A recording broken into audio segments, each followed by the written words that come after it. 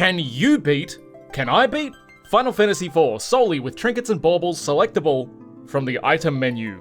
Final Fantasy IV has so many versions, at least like 3 or 4. I initially selected the PS1 version as it's a favourite of mine with its run button, but as we'll see shortly, that was a mistake. The original English release of Final Fantasy IV, Final Fantasy II, had all its attack items removed because the Japanese thought lazy American pigs couldn't comprehend not being fed a whole game without earning it. They still struggle with that, but now their hair's blue. The PlayStation version had everything from the Japanese original added back in and was effectively an emulated version, so the glitches would remain intact should the need arise. Or so I thought. The newer versions feature much easier access to damaging and utility items, but don't quite scratch that purist itch I aim for with this series, so it was settled, we'd run the PlayStation version. The game opens, we're witness to the legendary scene of the Red Wings soaring through monster-infested skies on the way back to Baron, with the crystal liberated from Mysidia. Mysidia? Doesn't matter. Cecil demonstrates what the run's all about with 2 items of his own. Thank you, Cecil. Very cool. After being promptly demoted, we're sent with our best buddy Kane to deliver a ring to a village. A bomb ring. This somehow sets off no red flags.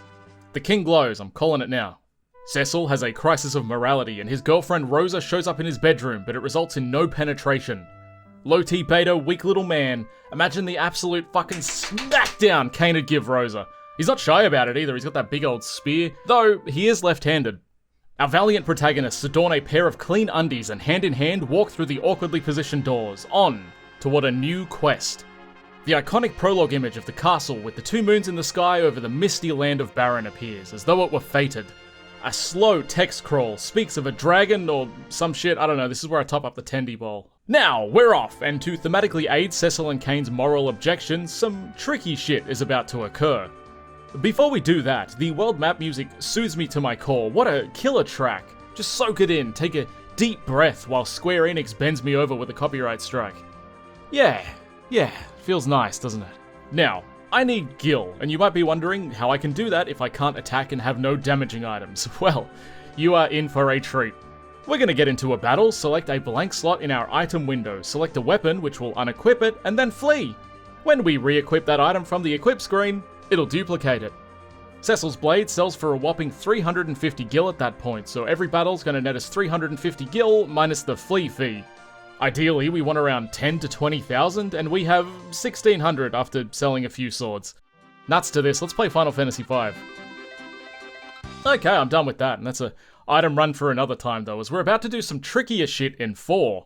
We get into battle, select the second empty slot of our inventory, and then a weapon. Doing it this way shifts our weapon to the first slot, then we manually move our second equipped item back to the same blank second slot. Equipping these items back to our character somehow creates an underflow of that value, setting it to 65,000. Even though I can't see it, I can sell it for that much. Now we're cooking! We only needed a small helping of 1,000,000, but I'll take 3. If you want a proper tutorial for this, I'll leave the same one I used in the description. Shout out to my boy RPG Tour Guide for the tutorial. Despite my epic glitch showcase, that's really hard to enunciate, we still have to fight the Mist Dragon with our weapons. I know, boo, but it's just what we have to do, I'm sorry. Sneaking through the Mist Cavern, I avoid every encounter right up until the boss, who we dispatch with little issue. Arriving in the mountain range of Mist is where the run truly begins. There is a glitch that I'm trying to do, and I can't because my PS2 controller is so old and the buttons aren't clicky enough to consistently hit it. I've got to press the menu button right after moving in a direction to displace the event map and walk through the village without entering. Unfortunately, I also have to do it twice in a row, and in an hour of tries, I only hit it 3 or 4 times, none in sequence. I can hit it on an emulator with a snappier controller much more consistently, though it takes me a few hours to do because I'm almost certain it's a 1-frame window, but I eventually get it. I save, I reset, and then I load the game and am spat out on the other side of... Wait, what? Does the miss skip not work on the PS1 version? It has never been more over. The original Super Nintendo version works for some magic reason, but it seems the PlayStation version saves differently or handles event and tile placement differently, because even if you execute it properly, you spat out on your intended tile instead of on the right side of Mist Village. Well, this leaves us without a major version to play. The original Final Fantasy II on Super Nintendo has no usable damaging items, and the PlayStation version doesn't allow us to access those damaging items early with glitches. Our only other option is the original Japanese release. Whip out your Genki books, boys. We're going full Nihongo Jozu. On second thought, stuff this, it's too Muzakashi, I'll just get a fan translation. I rush back through to the point where we were, hitting every sick glitch along the way. I get lots of money, nail the displacement on the first try, enter mist from behind by 4 dancing daggers, loot mist for 3 bomb fragments, items which do fire elemental damage, and then walk to the entrance to continue the story. Rydia attacks, and I wait for sweet death. Next, we lose Kane and head over to Kaipo, where we're ambushed by 4 blokes. Luckily for us, we picked up 3 bomb fragments in mist, and one of them downs the 3 soldiers. The commander flees after seeing his troop get toasted, which can only mean one thing. That's right, boys. This item's only run has officially begun. Rydia wakes up and joins the party, which gives us access to our next attack, the Dancing Dagger, the very same we bought from Mist. The issue with using weapons as damaging items is that you must be able to equip them, and it must be used from the equipment change section of the items menu, which is still within the rules, but as Cecil can't equip daggers or rods, we're currently relying on Rydia, a woman, for 100% of our damage. Granted, at this point, Cecil's melee would hit for about 30, and Rydia does about 300, so it is a major upgrade, if a little slow. We find Rosa sleeping on the job, then head over to collect Best Boy Teller, the Wise Sage. He can equip Rydia's old rod, but not a dancing dagger, and the rod fires off a very weak spell, dealing around 20 damage. It's pathetic, but I'm not going to complain about supplementary output. Currently our battles look like this. Cecil defends, Rydia one-shots everything slowly, and Teller's there too. I fight every battle, so Rydia can collect stats and a torrent of spells which she will never use. Scraping up everything from the waterfall cavern, most notably 2 more bomb fragments, 1 Antarctic wind, which is like an ice bomb, and wouldn't you know it, the same ice rod that kicked off the run. Equipping it to Teller, then duping it is a failsafe in case I forget to unequip it before he buggers off. I give it a damage test and it does a whopping 7 damage. Fantastic. It does slightly higher to single targets, but it's around the same as the base rod. Then we all have a rest to congratulate our hard work securing damaging items, and Cecil is a frog.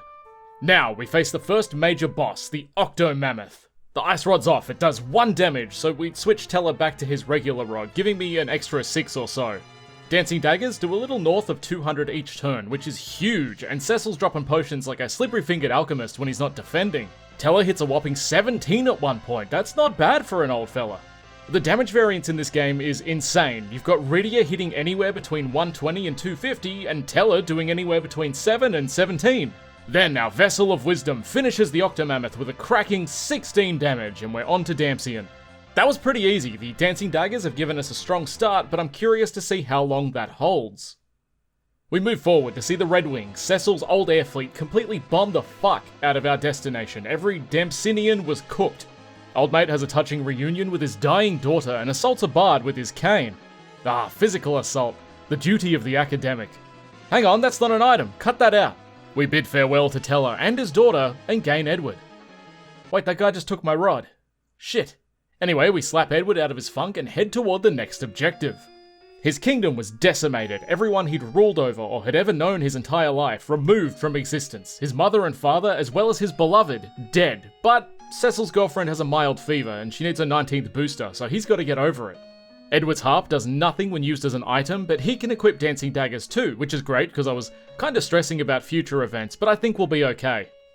We dance daggers at the peaceful antlion, steal his gem, and use it to revive Rosa. Edward has a cheeky bout of psychosis, and we head onward to the Fabul Mountains in an effort to save their crystal from Golbez, the new commander of the Red Wings. This dude's a high-T, high-value male. He sees what he wants and he takes it. He would absolutely penetrate Rosa. We cross with ease, arriving at the peak of the mountain, where my boy Yang is slapping down some bombs. This boss is pretty easy. Once it explodes into 6 little bits, we one-shot each by dancing. I head far east to the Chocobo Forest before continuing the story and attempt to split my inventory stack of usable items. I'd like to take this stack of 2 and turn it into 2 stacks of 1, but I'm unable. You can't split stacks in Final Fantasy IV. You learn something new every day, and I guess this is your thing. What a waste. I deposit my usable attack items, the Bomb Fragment and Antarctic Wind in the Fat Chocobo and head to Fabul where I find 1 more of each in pots. Withdrawing my old stack from the Chocobo, I end up with 2 stacks, let's fucking go. With this revelation, I'm going to do another trick to get a shitload of each. Again, if you want a more detailed breakdown of this trick, there's a video in the description. Shoutouts to your boy Penguin8. With 2 stacks, I battle random encounters until they drop something, just to load the post-battle item drop screen. Within this screen, if I move one stack to the second slot of the treasure screen, then place it back in my inventory but on top of the other stack instead of its original location, something magical happens. The value in the second part of the treasure screen is gone, but retains the item ID and has a value of 0. Also, it's invisible. However, if I move this ostensibly invisible item to a blank slot in my inventory, then get into another battle, it shows me that I have 0 of it. Using that item or selling one copy of it will underflow the value, giving me 255. It shows up as 55, but it's 255, just trust me. I return to deposit my fat load in the Chocobo, so if... hang on, that's not what that says. I return to deposit my original stack in the fat Chocobo, so if I ever need to perform the glitch again, my second stack is safe inside the maw of a morbidly obese bird. On the way, I do some damage tests to see what kind of ranges we're getting and whether it varies based on the character. It seems fairly random, though Edward rolled a lower amount generally. I know I'm not the first to say this, but fuck Edward. Whatever, it doesn't matter for now. We speak to the king and start the invasion of Fabul, which is a string of grunt fights. Between all of my new elemental magics and Edward's trusty knife, we take them out with ease. A fight with our old buddy Kane breaks out, but we don't have to do anything as Cecil is scripted to lose, so I just wait for the sweet release of Kane's throbbing thrust. Golbez shows up, nabs the crystal, grabs Rosa while he's at it, and takes off. I'm fine with this, as I'm a low-T Dark Knight, and I want to empower Rosa to be kidnapped by other men. Then, the king gives us a boat and a new sword. I still equip the sword even though I can't use it. Call me old-fashioned, it just feels rude not to. Now, we approach the vessel and prepare to give chase to Golbez, but first, we unequip Rydia and Edward. I just don't want them to, trip on the boat and hurt themselves. Knives are dangerous, and I don't think they have their license. Big snake appear! Oh no! Scary snake! Rydia falls into the ocean, Yang follows her, and we wake up on a beach, and I don't know where anyone is, but we're alone. We waltz into the nearest town, and it's Mysidia, the place we attacked at the start and murdered all of those mages for the crystal. We demand help from the elders, and they give us 2 children, no questions asked. I don't know if they thought that through, but I'm chuffed as I grab a fire rod for the male one and a healing staff for the female. But this allows us to cast low-level fire, as well as a weak group heal for free. I now see the value in child labour. On to Mount Ordeals, we rapidly ascend, flexing our new expendable muscle, which drops big groups of high experience yield mobs in 2 hits. Teller comes out and is like flaming. Also, Palom can equip the dancing dagger, which is way better than the fire staff. Unfortunately, Teller has misplaced the rod that I left with him, but luckily I yank one off Palom. I may never need it, but he shouldn't have stolen it in the first place. I don't want to grind too much, but I give some groups of zombies a whack and head on to become a paladin when some asshole lich shows up. These zombies drop fast from the bomb fragments, doing around 100 each, and he takes 400 a pop from dancing daggers and a whopping 69 from a Teller-induced fire rod. Palom goes down, but we promptly revive and finish off the fiend. Or so you think, because he's got a second form. This fight sucks without fire too, and the mages are so slow they move like rocks. Ultimately, a steady supply of items, and he falls with minimal issue. Cecil is granted his pretty soldier transformation, allowing him to equip daggers. I fight every battle along the way, which nets Cecil a bunch of stats, and we arrive back at Mysidia. The guy says we can keep the lended children, and sends us through a hidden path directly into Baron, our former kingdom, to question the king of his motives and probably other stuff. The first thing we do is head to the inn, where we find our former friend Yang, but he's been mind-controlled by Golbez and attacks us. Yang loves to spam kick, which is a melee attack that does a fraction of his regular damage. However, Yang's pretty beefy and can 2-shot the children, so we leave them dead as Yang has a whopping 62,000 health. Yeah, I had to fact-check this about 62,000 times because I was in utter disbelief. With our dancing dagger doing around 1,000 damage over 3 casts, that means we've got to use it 180 times in total to best him. The kicks against Cecil don't do too much damage, and I can safely use my daggers 3 or 4 times between if I'm paying attention. But it was still a long fight, far from the hardest, but fingers crossed the longest of the run, at a whopping 30 minutes. If I kept my party alive, it would have taken far longer due to the reduced damage output and how it had ultimately slowed down Cecil's turns. That's not to mention the amount of healing I'd need to use to keep my boys alive, when really, Cecil's a one-man army. I'm feeling the loss of Fire 3, goddamn, whoever set this dude's health so high, fuck you. I get everyone geared up, grab an extra healing staff, a couple thunder rods, and before we head to make story progress, gotta do a little cheating. With this, I head out of Baron and to the nearby Chocobo forest in the southwest to reclaim 2 items that are hopefully gonna make this run a bit easier. Back in Fabul, I stored a spiderweb and a Hermes shoe. The former slows enemies with the latter casting haste on a single party member. I picked up an extra one of each along my travels, so it's time to dupe them. Heading through the underground waterway passage, I find another Zeus's Wrath, so I head back and dupe that too. Testing damage on goblins, it seems to do well into the 3 digits, whereas Antarctic Wind and Bomb Fragments barely do 50 if I'm lucky. Plus, almost everything in the next dungeon's weak to lightning, including one of the bosses. There is no way I can lose now. Another successful run, boys! I sneak into the back of the Baron weapon store and find another Zeus's Rage, which splits my 255 stack into 3 separate stacks. But then I later pick up another spiderweb which sets it back to 0 and makes it invisible, and I've got to underflow it again. I don't know why certain stacks behave differently, but I also don't really care. We mush through the boggy swamp and arrive at Baron Castle, where our former enemies all, "Bro, come with me, I'm totally not a demon with arms." And then it comes out that he was a demon with arms. God, you think you know a guy. His arms go down with 2 hits, and he follows closely behind with minimal effort, but I did learn something valuable from this fight. Reflect works on both expendable items as well as usable items that have an element, but dancing daggers flew through his barrier like a dagger. Anyway, we move on to Cognazo, the water elemental fiend. Everyone's hasted, the fiend is slowed, we fire off some dancing daggers and other various assortments of items, and everything does 1 damage. Oh no, no. I do a cheeky bit of grinding with Palom, as I want him to survive more than 1 hit, so I kill everyone who isn't him, and it's a him, right? Anyway, I'm powering Palom and Cecil up because they're gonna chip this blue motherfucker down 1 damage at a time. I head back and start chucking knives like there's an apple on Cognazo's head, and I've got a hunger for progress. Eventually, I notice that I'm getting above 1 damage. Sometimes I get 20, sometimes I get 50, and if I'm real lucky, I can hit a 96. About 50% of the time, I'll throw above a 1, so I figure the run's back on. We're chugging through, I'm racking up hundreds of damage in a fairly short period of time, and Cognazo has 5,000 or so health. It should only take half an hour or so. Luckily, he has barely any damage output. Whenever he puts his shield up, all you gotta do is tag him with lightning and it'll drop, and outside of his shield, he can only do small melee hits. Cecil can guard his buddies when they're low on health, so I rarely have to heal unless I'm too slow on the draw to dispel his shield. About 45 minutes into the fight, Cognazo does something I have never seen before, even in casual playthroughs. He taps his card and switches to defense mode. In this mode, he casts Heal, which gives him back just over 500 health. And as you can probably tell, I am shitting bricks. In a standard run, Teller has just remembered the strongest lightning spell in the game, and Palom should be fairly formidable too with some spells of his own. Cognazo is also weak to ice magic for some reason, so you're really not at a shortage of damage options and can usually beat him in a couple turns, which is why I've never seen this mode. He's so weak, he's never had the chance to not die long enough to use it. However, here, when the max damage we can do is 96, and it's not even guaranteed, he can easily out-heal us. I made him use heal a few times and kept chugging along in hopes he'd maybe run out of MP and I could win through sheer patience. Unfortunately, I was trying to fast finger speed through my attacks to try and outpace the healing using real monkey brain shit and accidentally attacked with Cecil, so that was 55 minutes down the drain. The most important power, besides a legally obtained firearm, is knowledge, and I'm armed better than I was before. Let's troubleshoot. Immediately, I check my inventory. The only items I have which I didn't use in battle is an hourglass, which casts stop on a group of foes. I desperately try to stop him, but he's immune.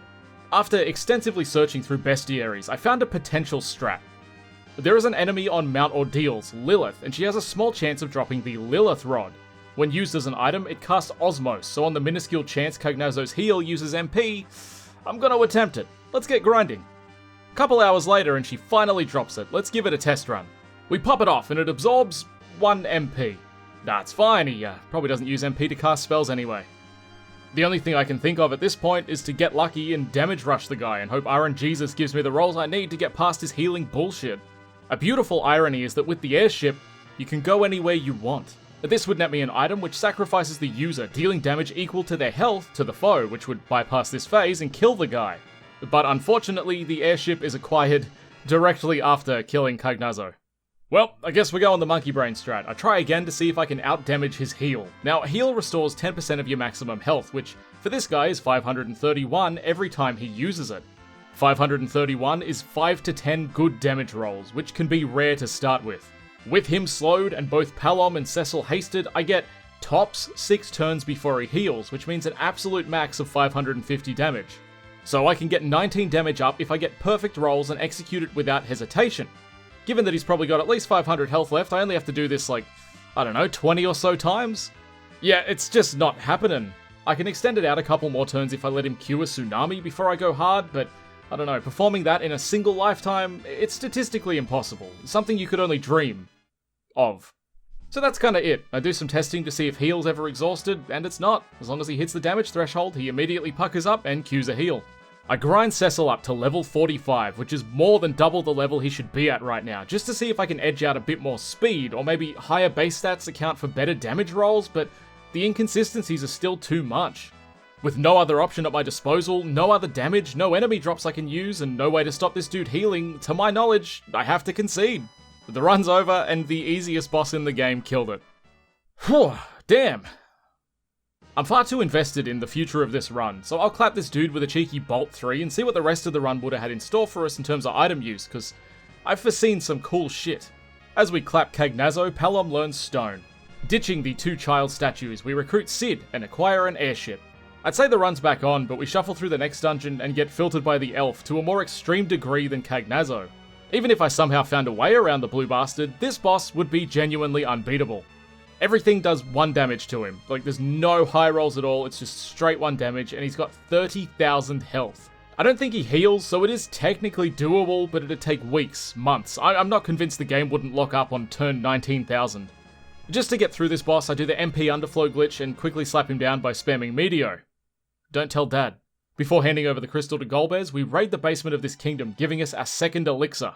And you know what that means? That's right. Unlimited elixirs. Cain tells us to ascend to the heavens and takes us to a secret tower, or airship or something. I stopped paying attention, still thinking about how hard we got clapped. I dispatch every foe I encounter as they drop the second tiers of each elemental attack item, which will help us actually deal damage to future enemies. But I scale the entire tower and get no drops, not a single drop. Final Fantasy IV stopped being cool at some point, and I think it was around the time I lost. We did find an Earth Mallet for Sid in a chest though, which casts Quake when used. It only does around 200 to each enemy, but that's still way better than the Dancing Dagger. I put in a lot of time grinding for those drops, but in over 3 hours I only got 2 Arctic Winds, which cast Blizzara, and 1 White Fang, which deals ice damage based on your maximum health. The Summoner Bug guys who look like Filbert from Rocco's Modern Life can drop Grimoires, which summon a random Eidolon, but I never got the drop from these dudes. Another foe dropped a Decoy, or Scape Doll in my translation, which casts Blink on 1 character, allowing them to avoid physical hits. Arriving at the Mega Sisters, I start blasting with Arctic Wind, doing 600 each, so they went down real fast. It's a damn shame I couldn't collect those like 3 bosses earlier. We head to the next room and see Teller deface himself, despite spamming Meteo only a few bosses ago. Remember how I said Golbez wanted to penetrate Rosa? Well, he nearly succeeds, but we narrowly save her and are tasked with fighting the next fiend, Barabashia, the Wind Elemental. Our new items still do a lot of damage, but the Tornado form has to be broken with Kane's jump command or hits don't even register. Literally, not even a single damage, it just misses. So that's 3 bosses that each would have ended the run in their own unique way, but the good news is, she is the last, and the rest of the run would have been totally doable, so let me show you how. Rosa performs an exit scam, allowing us to escape the crumbling tower. If she could do that the entire time, why did we have to rescue her? Just don't think about it. Kane gives us the Magma Stone, we throw it down a well, and we make a wish. I wish I were in hell. Oh hey, it came true. Entering the HFIL, we're shot down by dwarves. They want us on their level, then a short king asks for assistance in locating his dollies. On the top shelf, we find a crystal room, and the dolls, who I stopped with a silver hourglass and killed them all in 3 hits so they'd never merged. I didn't know you could do that. That makes the fight way easier.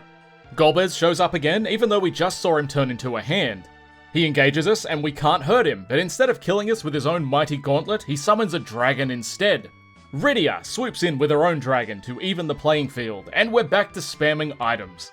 I don't know why Golbez takes full damage from Dancing Daggers, and Cagnazzo took 1. I'm still seething about that. Entering a suspiciously familiar looking tower, I quickly find myself against this tin can bot guy. He was a chest ambush, which means I can't run, and I only do 1 damage to him, so that's a forced reload. I head back, I stake my way to the top, avoiding chests along the way, and grind out some Hellhounds for the next tier of fire item, which are nice to have a fat stack of. Then we catch Dr. Ludgay, sending Rubicante somewhere in his fishnets. The fire items I just farmed and duped deal around 600 damage to both he and Barnabas, as do the ice items. This entire dungeon was honestly a breeze, which is partially due to the fact that I'm bordering level 50. The good doctor shows us the power of science, and not unlike your average science nerd, this virgin has a replication issue. His main attacks are a beam, which he rarely uses, and status ailment counterattacks, but the poison barely scrapes us and he dies very quickly. We take his key and head down a few floors to face some goblins who beat Cap'n. We send Yang to his death. He blows up. Kaboom! Which is fucking 62,000 health now, you prick. Not a moment later, Sid blows himself up too, to prevent Golbez from chasing us out of hell. I don't know why he wants us now that he's got most of the crystals, but, you know, whatever, we're back topside. Sid's apprentice attaches a giant hook to our ship, with which we pick up the buggy from the early game and transport it to Eblan Cave. Before that, we loot the castle. You know, if no one else is going to use this shit, because they're all dead, I sure will. After a quick inventory sort, the cave is entered. There's little of value outside of this bomb core, which does my HP in damage to one foe in exchange for my life. It might be worth using, we'll have to wait and see. Edge has a little tussle with Rubicante, barely splitting his fishnets, then we arrive back in Babel Tower.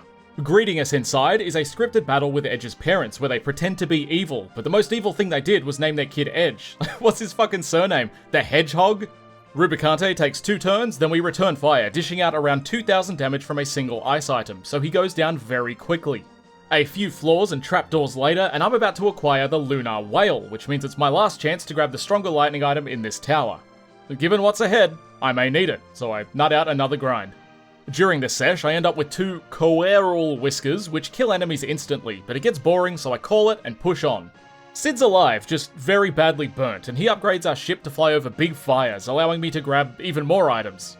Pilfering the Silvering Cave, we amass another bomb core and a second White Fang, and duping those gives me a free pass to the credits.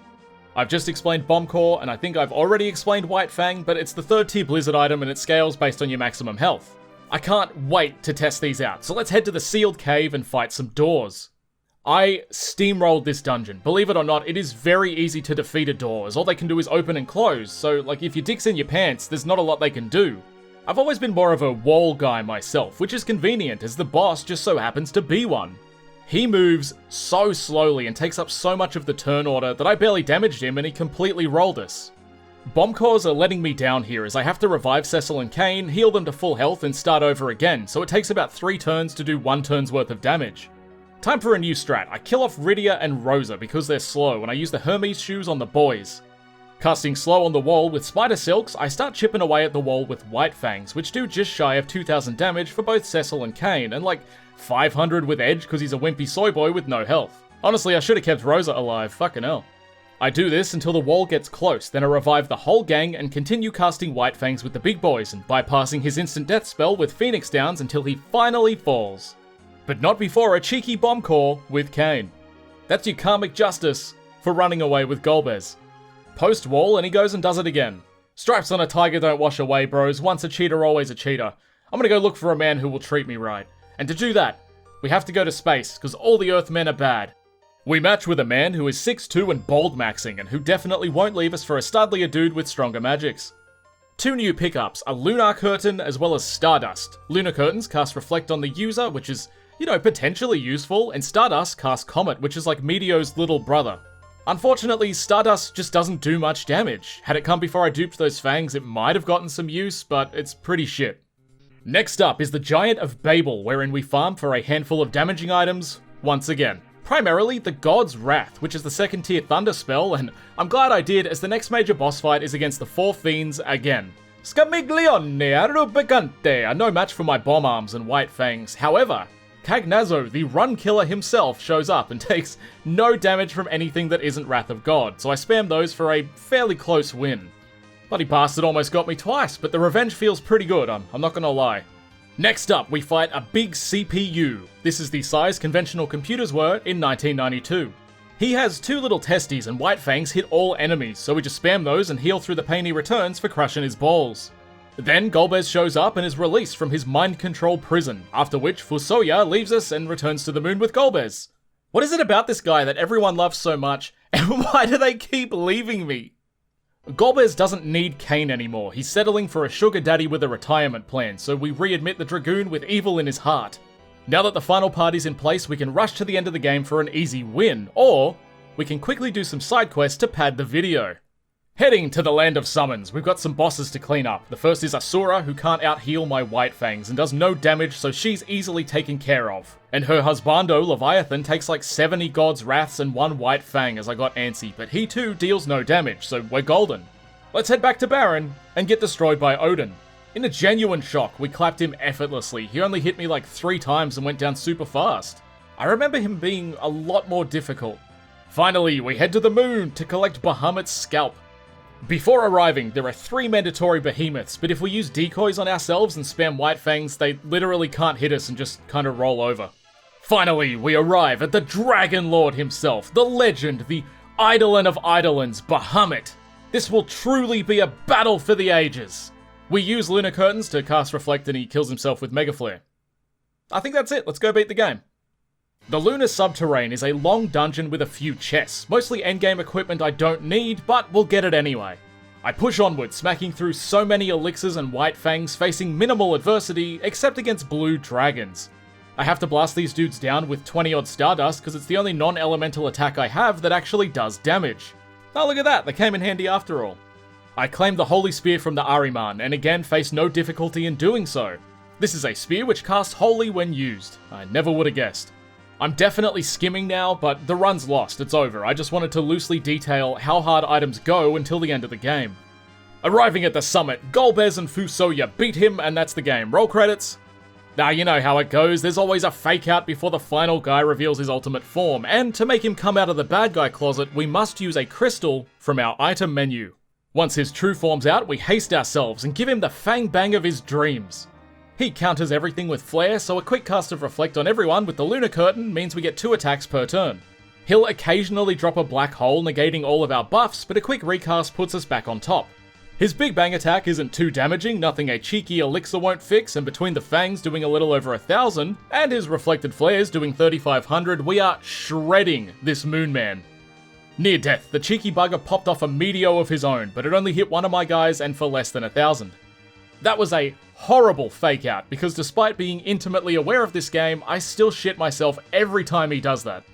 Eventually he falls, and that is Final Fantasy IV with items only. Can it be done? No, but short of 3 bosses, everything else can be clocked with a healthy dose of farming, careful management, and, breaking the game in extreme ways. Is that it, I hear you ask? I mean, look at the runtime, you tell me. Because the game's been remade so many times, it's come with minor changes here and there, but as any true fan knows, the only one that matters is the Nintendo DS version. Oh yeah, we're doing it. The Nintendo DS version, or the 3D remake, is the only one I'd call a real remake, as it adds and changes a lot of things, for better or worse. None of that matters now, think what you will, but we can all agree on one thing: how important items only runs are to the future of humanity. So let's secure us a spot. The early game goes much like the Super Nintendo version, just without the glitches, where we must head to Mist and defeat the dragon without items, but once we get to Kaipo, the run starts, without breaking the game this time. An epic feature of the Nintendo DS version is that you get a free Red Fang to start the game with. You're supposed to use it to kill the Ahriman on the airship, but it kills all these soldiers in one hit. From here we get Tella and Rydia, who can each use a rod to cast a non-elemental spell. One major change to this version is in the formulas. Where items used to be set and had huge damage variations, the formula now includes intelligence scaling while ostensibly lowering the damage range. So at the start of the game, Tella's popping off around 200 damage with his starter rod, and Rydia hits around 100, depending on how hard you grind her. Another particularly useful feature is map completion, where getting 100% of a map explored gives you a free item, and a lot of these items are damaging ones.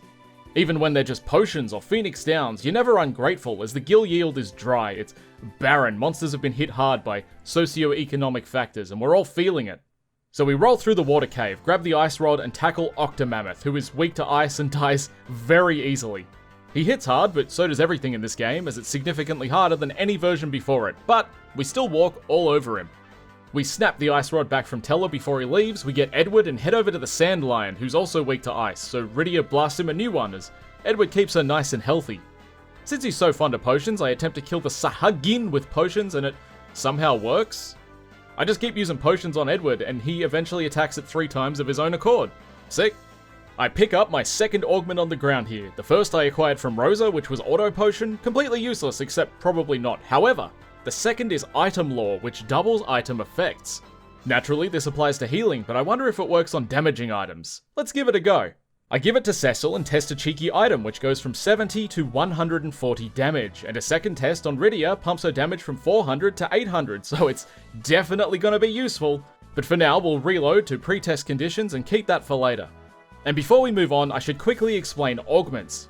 They're expendable items you find in the world which give characters permanent abilities they can slot for use in battle. Arriving at the Fabul Mountains, we tackle Mum Bomb, who dies pretty easily again. I mean, Rydia has a free cast of ice, so she one-shots every bomb individually. In this version, the bombs on Mount Fabul drop bomb cores, which sacrifice one party member to deal the current health value to an enemy. I spend a couple minutes farming the shit out of them, they dropped a few, but I got bored and wanted to progress. However, I have nothing to damage enemies with for the upcoming siege. At least that's what I thought, until peeping Yang's equipment. His claws are elemental, and he can actually use them to cast their corresponding low-level spells. So with this, I happily quit the grind and rush through the Fabul Gauntlet, wherein Yang does a whopping 20 damage to everything. He's only got 2 intelligence. Come time for the enemy wave to end, I've expended all my damaging items and have had my fill of Yang's pathetic output, so Kane bops us again, and we're on to Mysidia. Recruiting Palom and Porom, the boy gets the fire rod for Christmas and the girl the healing staff, and we're golden. I rush through the mountain till we get Teller, then we grind the kids up a bit, after which we clean through Scamiglione pretty easy. He killed a few characters, but we were far from a game over, and with our intelligence scaled fire rod, we wiped him pretty hard. Cecil becomes a paladin, blah blah blah blah blah, we head back to Mist, where I liquidate my entire inventory to afford a dancing dagger, which was honestly pointless because it's shit, and we've still got Teller for a while, so we're not hurting for damage. I do some damage tests with Cecil, and it's pretty sad, so I slap it on Palom, and the damage instantly triples, so this knife scales to intelligence. Seems silly, but whatever. You can buy Fangs in Baron, which are items that scale damage relative to your health, but unfortunately they're 5,000 gil each, and I can barely scrounge that up to buy something that isn't expendable. We grab Yang, get 2 Thunder Rods for Da Boys thanks to a chest in the item shop which gives us gil, and then we head to the castle to reclaim my former glory. Swishing through the sewers, we arrive at Baigan, who seems really happy in this version. The fuck are you smiling at? I start with the same old barrage we've been putting on everyone up to this point, but due to his reflect, I die pretty quickly. Since he bounces reflects back to my party, my heal staff is reflecting my healing onto him, so not only am I damaging myself, but I'm also giving him aid. I was too stupid to realize that I should have used potions to heal and reflect my own spells off myself, but I quickly figure it out and blast this dude away. I also gave Palom Dancing Dagger as it penetrates Reflect, but that was unnecessary. After we heal, I take a deep breath. Then we head on to fight Cagnazzo. Here we are again, boys, it's the rematch of the century. We leave Yang on idle until the turtle bastard puts up his barrier, then cast the Thunderclaws at him to break it. This version of the Water Elemental Fiend is actually not weak to Thunder, he's only weak to Ice, but then absorbs it when his shield's erected, so there's a delicate balancing act. Porom's healing, Cecil's getting in small hits with the dancing daggers, Yang bides his time until he's needed, and, is also performing auxiliary healing, while the 2 mage boys absolutely smackle some icy punishment on this bastard. He counters with silence, but that doesn't matter, we're not using spells. They attempted to make him less pathetic, and it didn't really work here. Then finally, he crawls up himself. I keep chugging along, dealing 300 per turn, until he drops his first heal, and it's 700. I start to lose ground, it's looking like a repeat of the Super Nintendo version all over again, until I have a Brain Blast. Every character's slowed, and Cagnazzo doesn't cast slow in his defensive state. So I get Teller to use a Hermes Shoes, giving him haste, allowing him to hit 3 or 4 times between heals. Cagnazzo, realizing his time is short, switches back to his regular mode in one final attempt to hit me with a tsunami, but he doesn't get it, and shortly falls to the aging mage's icicles. Whew! Well, that's one roadblock down. I wonder if we can overcome the other 2. We loot the entire world, then run off to my elf boy with doubt in our heart, but items in our bag, and with a bag full of items, anything is possible. My first try went horribly, and I got my shit pushed in. But I need some more potions and a couple more levels. I pound the experience hole until it secretes a few more stats, then come back and clap this dude so hard you'd swear he had an experience hole of his own. The second roadblock has fallen, as it was told in the Mysidian legend. Now all that's left to do is catch the breeze to Victory Town. I head to the Tower of Zot, where my fate awaits, but get instantly wiped by blizzard dogs. Oh yeah, the memories of the DS version, they're coming back. Every 100%ed map in this area gives me a bunch of attack items, which is fantastic. I also grab a Fire Sword for Cecil, which casts Fire, Fira, and the Gaia Hammer for Sid, which now makes him the raw MVP. He's consistently doing 400 damage to each of the Mega Sisters, a figure Teller could only dream of. Sure, Teller hits for 1,000, but He only targets one sister at a time and is bound by Reflect, but Sid doesn't believe in boundaries. Only punishment. We nearly cap them before Fatty brings back Skinny as she casts Berserk, so I promptly use a Unicorn Horn to remove it. Can't have any of that, no sir. After a few more turns of hammering on the damage, we come away with an easy win. I head back to the first floor of Zot to farm summoners for rune armlets and a rune staff which casts silence, but I get bored quickly and moisten my finger to figure out which way the wind is blowing. We unequip Teller and rush headfirst. She puts up her tornado and our attacks pierce it. Boys, this run is so clean. The only downside to being able to take her now is that she counters me with a spell that drops my entire party to critical health. Yeah, it's a bit of a bummer. I've got a bomb core so I can sacrifice Cecil for an easy 2,000 damage, and two fangs used by our paladin boyfriend will do another 2,000 collectively, so I've only got to do another like 8,000 and also not die. Heavenly, whatever the fuck they're called, hits 600, but I only have 3, so I'd need about 15, and I remember they sell them in Mithril for 1,200 gil a pop. So let's go get some. As I exit Zot, I quickly realize the only way to move around the world is on a black Chocobo, as the airship automatically goes back to Zot, and my last save was after the Dark Elf. Unfortunately, Mithril has no landable forests. Ignore those small ones around the village, they don't count. So, what would have cost me 18,000 gil is now going to cost me 40, as I have to make up the damage with Fang items you can buy from Baron, and 8 of those will do the trick. This idea worked unintentionally well, and with her only countering the Heavenly Wraths but not the Fang items, the battle was effectively free. I mean, after the initial 40,000 investment, but you know, progress is progress. Now that we've escaped a hell of our own making, we go to the real one and quickly rush back to push the Calcabrina fight, but not before unequipping Sid, because Gaia Hammers sell for 6,000 each. My first run summons the giant doll, but I'm not in the mood for that, so I try again and avoid splitting the tribes for an easy victory. Next up is Golbez. He likes to shift elements, and ain't nobody got time for that shit, so I equip the rod on Rydia, the dancing daggers on Cecil, and I'm clearing 600 to 700 damage per turn. With Golbez barely hurting us, it's only a matter of time before he falls. I was tossing up whether to give Rydia or Rosa item lore, as Rosa's the healer and can barely heal, but Rydia will now be the damage dealer. After doing some tests and confirming that item lore doesn't work with the heal rod for some reason, Rydia became the lucky recipient. You know, not that 60 health would have made much of a difference come endgame, but whatever, we'll figure something out. In addition to item lore, I'm also tasked with placing the counter, auto potion, and draw attack augments. So I load Cecil up with all those, and upon receiving a physical attack, he now counters with his dancing daggers and pops a cheeky potion. They said it couldn't be done, but I've created the first perpetual dancing machine. Cecil goes in the back row as he now receives 100% of the physical damage, and will still deal very little, but rows don't impact items anyway. If Rydia could take a hit, she'd probably be a better setup, but I don't know, this feels right. While skirming, a foe drops the Stone Sword, which is such a boon as it trivializes the rest of the run. While you see me using it with Kane here, it's not long before I realize that giving it to Cecil is a far better idea. If he counters regular enemies with Break, which is an instant death to like 99% of the game, and he draws all attacks, I never have to think about random encounters again. They are all free. The only foes I've seen who can resist it thus far are bosses and green dragons, but everything else dies instantly, and the accuracy seems to be above 90%. Heading up the tower, we arrive at Dr. Lude Guy, who is very easy. You just kill the doctor first and his robot explodes, skipping their second phase. However, Luge turns himself into a robot and engages us in another battle right after, and this one is brutal. He hits hard, but also reverses the effects of damage and healing, so I'll use a potion on Cecil and lose 500 health instead of gaining it. Or I'll queue Cecil up to attack himself, then Luge will unreverse it and I'll hit myself for a ton of damage. He regularly heals everyone for 1,000 health, which is basically guaranteed death at this point. In my several attempts, I noticed he opens with this reversal, so I call his bluff and open with my own bullshit. An elixir! This does a whopping 9,999 damage to him, but in my first attempt I mentally stalled and just kinda stood there as he killed my whole party. He's only got 12,000 health and I just locked up as he was rapidly approaching death. The fight kind of forces you to think backwards, and clearly I have trouble thinking backwards and forwards.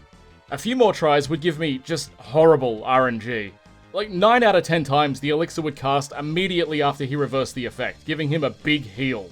But I finally got a run where I spammed high potions at him while he spammed sleep on an already napping Cecil, and he fucking died. Whew, what a fight. Wait, I didn't record that one. And I've already saved. Sick.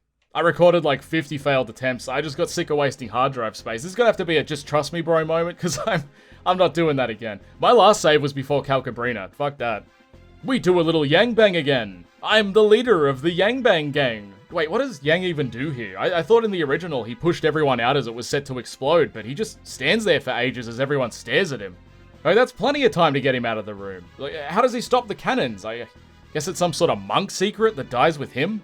Kaboom! And Sid shortly follows, this man who can build airships but doesn't understand the concepts of adhesive or timers. Crazy stuff.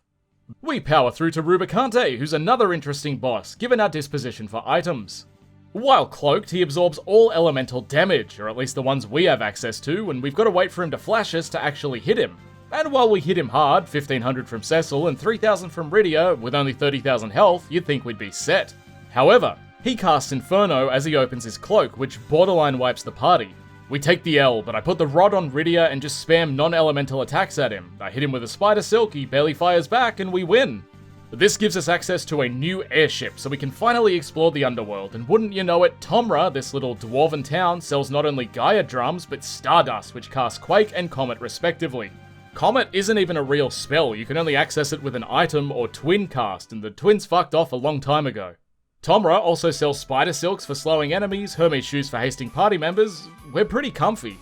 I grab everything in the Sylph Cave and the Fame Arch to liquidate for damaging items and take a handful of drums and dust into the sealed cave. There's 100 doors that have a decent amount of health and take minimal damage from us, but I picked up an Aegis shield for Cecil in the Eidolon town. This prevents him from being insta-killed by the doors, and due to his draw ability, no one else is ever targeted, so we slowly whittle them down and they can't do anything. The break counter strat is still killing every regular mob with no issue. We're coasting through this dungeon, pilfering and plundering as we go. However, we hit a wall, or rather, a wall hits us. This guy has a whopping 100,000 health, which is a severe escalation from Rubicante's value of 30,000. The goal of this boss is just to damage hammer him and give him a fierce wiping before he arrives at you and smacks you for the maximum damage. He moves so fast, even using a Spider Silk doesn't seem to retard his motion at all. My items do a couple thousand damage each, far from the output we need to survive. So in a doomed run, I start throwing the kitchen pantry at him and see that a Gaia drum hits for a whopping 7,000 damage with Rydia. With this, I try a Stardust and it damage caps him, a pristine 9999. The only issue is Stardust takes a long time to cook and he counters magic with gradual petrification, so I need a healer to save Rydia from herself. After an attempt or two, I formulate the strat. I'll keep Kane and Edge dead, they're irrelevant, but Rydia will blast this dude with Cecil doing auxiliary damage until he gets to the party. At this point, both the girls will be hasted and he'll be slowed, which turns into the perfect immortality cycle. He does his insta-kill on Cecil, as Cecil has the draw attack ability, and with a hasted Rosa, she can use a Phoenix down just before the wall attacks again, while Rydia's over there blasting away. If she heals her own eventual stoning, we can lock him into a loop where I can't lose, and Rydia has free agency to blast. With that, we've got another boss down, another crazy strategy deployed, and another bout of progress to make, which might be easier as the map completion reward in this cave is a Mega Elixir, the only one in the game. I look back, knowing that if I gave Teller 2 augments before he died, he would have given me Fast Talker, which halves the wait time for spells. That would have been nice, but these runs wouldn't be the chaotic shit shows they were if I didn't go in half-cocked and emerge fully cocked, a true item man. I unequip Kane, then we lose him, so I head back to Tomra to inventory dump to find that the Mega Elixir I picked up in the sealed cave was worth a whopping 325,000 gil. I feel dirty selling an item with so much potential, so much utility, but I also hate bathing. With our coffers stacked, I grab 50 drums, 50 Stardust, and like everything else that I could have ever wanted. I'm rich now, and we head on ever confident that nothing can stop me. I take out Asura and Leviathan, 3 Stardusts and 5 bolts respectively, just to flex, and then we head to the moon. These amoebas drop Stardust at very high rates too. Nice. After grabbing the balding Octolunarian, I head into the Giant of Babel and quickly find that nothing can be petrified. My strategy has failed me and now I cower in fear from the average group of enemies. This sees me run from everything until the save point and arriving at the first boss of the dungeon, the 4 Fiends again, but more epic this time. By this point, Rydia is somewhat of a machine, an item machine, and I'm pushing her buttons to see what comes out. Officer, I swear! I was just putting physical tender in her coin slot! Anyway, she does big damage and takes the Fiends down with little issue.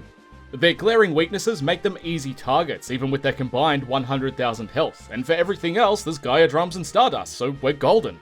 I'm not a stupid man. This time, so I go back and save before the next boss, CPU. Now, I'm assuming this is going to be a complete joke of a fight, and I was probably the most humbled I've been in the entire run, because it's easily the toughest fight so far, and for one particular reason. The attack node. This bastard is fast, so fast, and rips an attack called Laser Barrage that hits my entire party for like 2,000 damage. I don't know if you've noticed, but I don't have any way to heal outside of high or X potions, but they target one dude and barely heal half of what a laser can barrage me for. The CPU only has 30,000 health, and the balls have 12,000, so I figure if I'm quick enough, 2 Stardusts will drop them. Then I can cycle Cecil into being alive to cop the insta-deaths the CPU uses when he's alone, and hopefully downvolt until we crash before the attack node comes back to reset his clock speeds. It took me so many attempts of trying to get the right RNG to roll my strategy. I'd bounce in and die within a minute or two thanks to the game's continue feature putting me right at the fight. I must have died 10 to 15 times before I stopped to consider other options. I was running a bit dry, not enough thermal paste. It's like my dad used to say, if you hit your head against the wall hard enough, one of you has to give. Some sage advice for him might have been, don't sleep with a concussion. The way I wanted to progress was to kill the attack node but keep the defend one alive. But the only way to do major damage is with Stardust, which hits everyone and they have the same health values. In a bout of desperation, I cast a blue fang with a high HP Cecil and the defend node absorbs it. Oh, we've turned off the safe shutdown temperature, boys, we're cooking. One or two of these kills the attack node, halts the barrage of lasers, and also stops the CPU from insta-killing us. Now it's just down to Rydia to bump some Stardust and put this chip in the bag. God, that was harrowing, but I actually recorded it this time. It's the little victories. Speaking of which, Odin just died. Rushing through the final dungeon, as enemies here are also immune to stone, I happen upon the Stardust Rod, which not only bumps Rydia's intelligence by 12, but using an in-battle cast Comet for free. It's a free reusable Stardust, which is sick because they cost like 5,000 gil a pop. It's still not quite enough for the enemies in this dungeon, however, as in a normal playthrough you're a party of 5 with 3 decent melee slappers, a summoner with black magics, and a consistent healer/holy spammer. Rydia's the only one in my party who can attack for higher than 2,000 damage, and I can't heal, so I'm just booking it.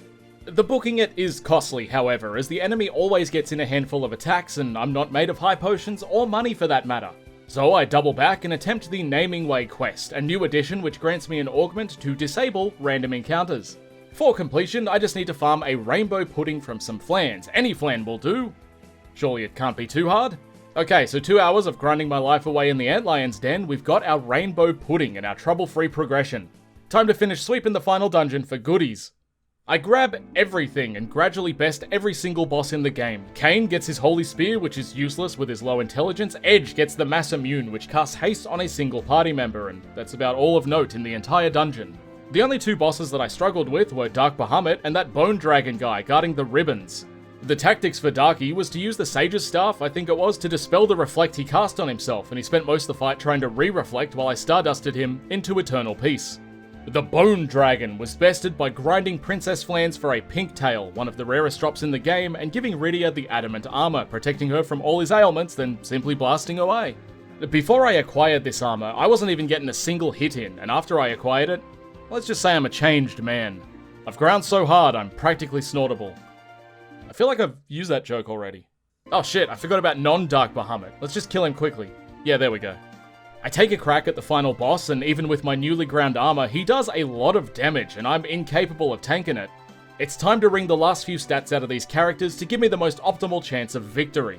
I grind Cecil and Rydia to level 70, then set them up with very specific augments, not to use, but to yield stats from. A really cool feature I'm just learning about the DS version is that after level 70, your inherent stat yield drops to 0, but based on what augments you have actively equipped, you can power up specific stats. I run back through the game looking for the augments dropped by the 4 fiends, as they give the most yield, and I want to power Cecil's intelligence so he's capable of dealing damage. Then I want to give him and Rydia some secondary speed boosts, and that'll give us a much easier time. So I grind to the early 80s, bashing Lunar mobs, and I come against a blue dragon with a low HP Rydia. In a bout of desperation, I cast a Vampire Fang to heal her, and it gives her back her full health, deals like 3,000 damage or so. That is huge. Most of my grinding was unnecessary because Tomra sells Vampire Fangs, so I head back by 99 and set him to my auto battle command. If the final boss gets a bit uppity, I simply hit the X button and they'll focus on recovering themselves while dealing auxiliary damage. Every little bit helps. He's got a massive 150,000 HP and can cast Meteor and all sorts of other fun stuff. Most of his attacks wipe Edge and Kane instantly and put Rosa at critical health, but Cecil and Rydia can take 2 and barely survive. If they're sapped, it's a guaranteed game over, so I just need to be extremely liberal with my 14 elixirs and try to keep Rosa alive to heal while keeping the pressure on. He casts Flare, which does a few thousand to Cecil as he still has attack draw, so I reflect him. In this version, it doesn't damage the boss, it heals him by 2,000, but we're hitting so hard with Gaia drums, almost max damage, and we're getting 2 of those per turn, so the little amount he absorbs is worth not having to heal. There's a few close calls, but he finally drops, and with that, we've cleared Final Fantasy IV with items only. Can it be done? Yes, but only on the DS version, or the 3D version, because the PSP and Pixel remasters removed most of the items again. Now that we've achieved the purest victory known to man, a full items only run sans Miss Dragon and I guess the Arimen on the airship, there are 2 super bosses if you go into New Game Plus, but I don't know if I'd even stand a chance. Also there's a hard mode, but I play life on hard mode, I'm good. The first person to send me a video of them clapping the super bosses with items only gets ignored. Haha, fuck you, bye. Bye-bye. Bye-bye now. See you, bye. Bye, bye-bye. Bye, bye-bye.